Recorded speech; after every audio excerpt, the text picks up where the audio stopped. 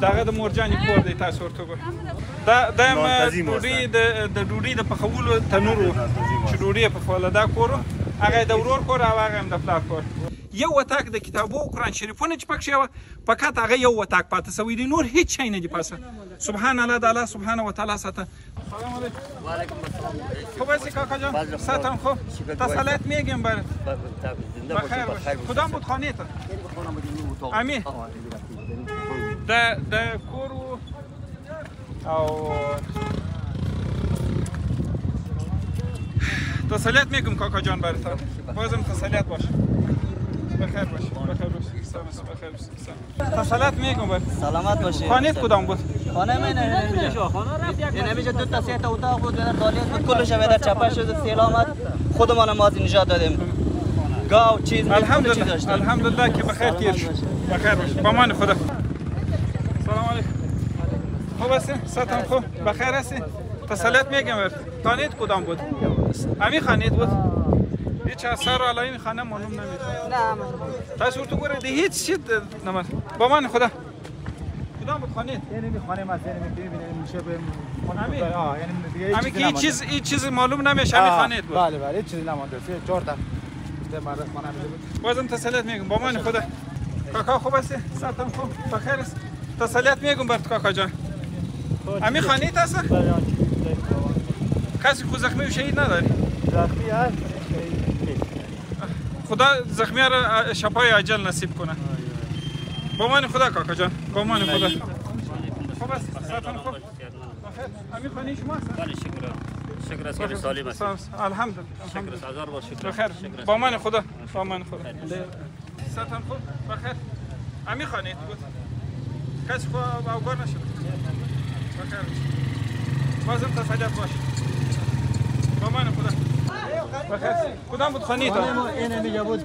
این بله سر بردم مگه چیزی نموند بازم تسلیت باش با من خدا با من خدا سلام خوب هستین سلام تسلیت برات میگم زنده باش بخیر باش همین خانه تان بود این خانه ما اونجا یک خانه برادرم است اونجا خانه خودم است این خانه پدرم است این دیگه از خودم است و از پدرم است اون دیگه از برادرم است این تان با من زنده باش بازم تسلیت باش سلامت باش بخیر باش سلام علیکم تسلیت باش مادر عزیز با من خدا سلامت کاکا جان تو بخیر خوب است تسلیت میگم بخیر باش سلامت باش دوستانو تاسو ورته ګورئ دغه رقم چې راغلی دی دا ټول خونې وټاکل من تسلیت میگم بخیر تیرې بیګ کاکا با من خدا بخیر باش با من خدا کاکا جان خوب است بخیر هستی همین خانه بود این خانه مثلا نه خانه ولا اون تو که دبان نشسته نه برجک اوبر بین بین اتاق مکمل سیل پر است داخل اتاق پر است مکمل همین لباس مکمل تسلیت میگیم کاکا جان تشکر زنده باشه خیر ببینید جهان از درد غم و باکی الهی با من خدا کاکا جان بخیر سلام خوب است سلام خوب بخیر هستی هر چی رفت رفت باشه بازم تسلیت باشه با من خدا با من خدا سلام علیکم خوب است سلام خیر کاکا خوب است یا تو شامی هستی یعنی کاکا تسلیت باشه کاکا جان دو خانه است دو خانه است یعنی بی یعنی مادر جان تسلیت باشه مادر عزیز این باغ ما سی خانه است که زد از اون چپه شده او بر زد از این بر دیگر کلگی بازم تسلیت میگم بخیر باشه بخیر باشه سلامت باشین خوب است سلام خوب تسلیت باشه با من خدا با من سلام علیکم مادر بخیر